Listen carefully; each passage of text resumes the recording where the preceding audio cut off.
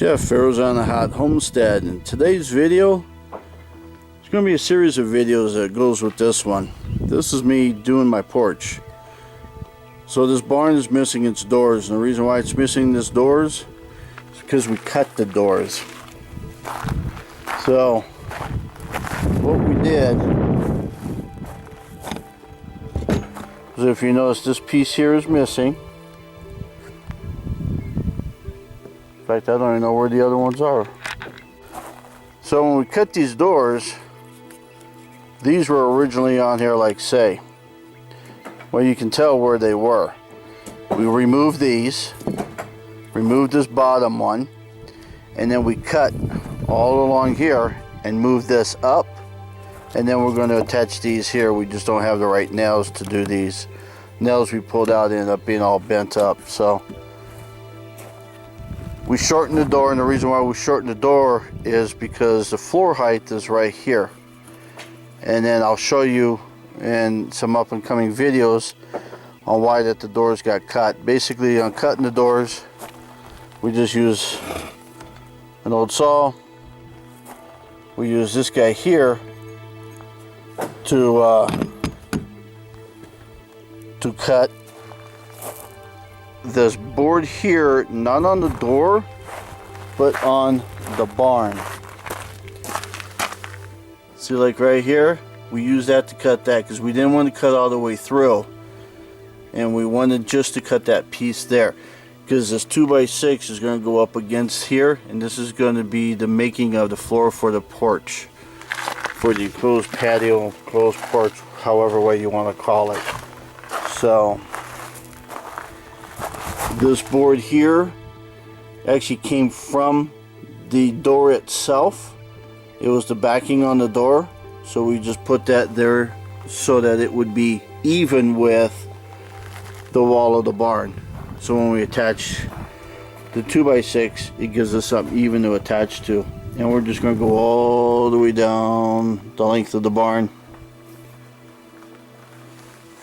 But this segment is just the door that we cut, and really all we used was a saw and then this thingy there, and moved it up. Look at that, 36 2x6x16s. This is a 12-foot trailer, and it's a little rear-ended heavy, but it worked.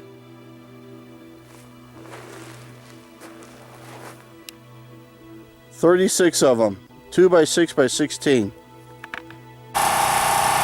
There's on the Hot Homestead, and this is what the floor looks like so far. What do we've got going on? I got a generator going on there in the background. That generator is powering the air compressor.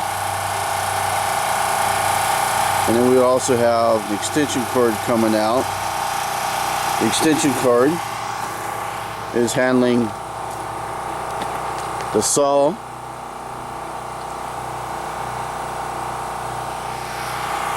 and the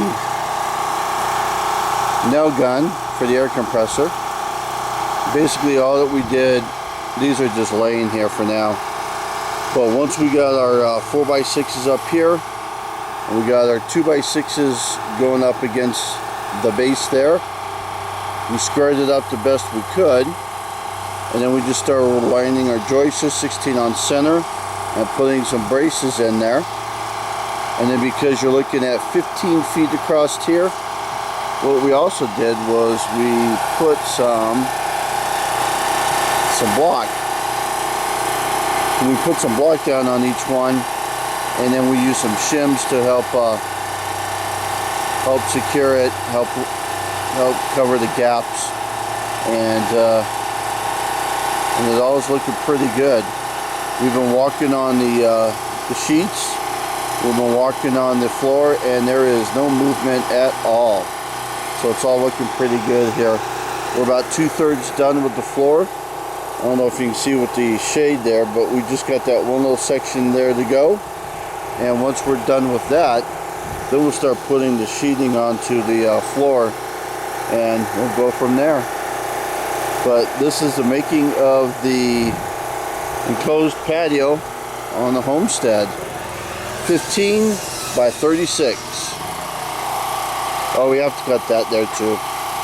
Oh, also, just so you know, we use joist hangers on this, so we nailed in on the outside in with the nail gun, and then we also did the joist hangers.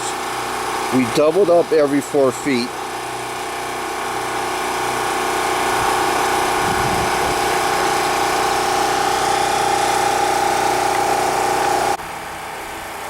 This is the saw you guys saw in one of my other videos.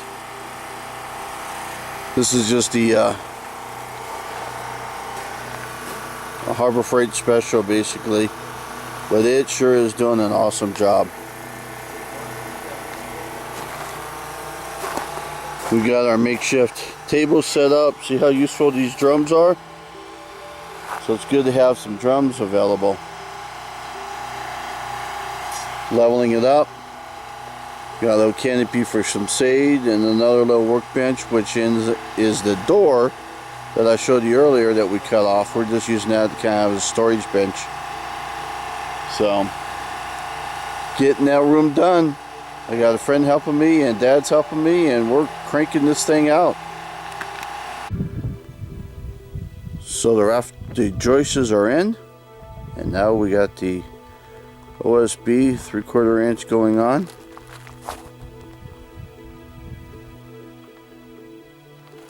We put these braces on, 4 and then 3 and then 4 and then 3. This is 15 feet wide in between the 4x4 here, or 4x6 here, and the 2x6 over there. And we got basically 16 on center with double joists on the 4-foot intervals. And I guess we're going to see how accurate we were. We ended up on this side here up against the barn going a different direction, and the reason why? Because we wanted to. We were getting tired, and so we just decided to go a different route this way. And like I said, I've got some block, as you can see right there underneath. It gives you some added support. We've used some cedar shims to shim up anything that was not right. And walking on this floor right now, there's no movement. There's no creaking. There's no bowing. There's nothing as you walk on this floor. So far everything is going well. And now we just need to put down this OSB flooring. And we're going to put down some liquid glue on the joists, and then when we lay down the OSB, we'll nail it down. We'll nail it down with the handy dandy nail gun, that guy right there, or we'll just use a hammer, or we'll use both. So stay tuned as we complete the floor.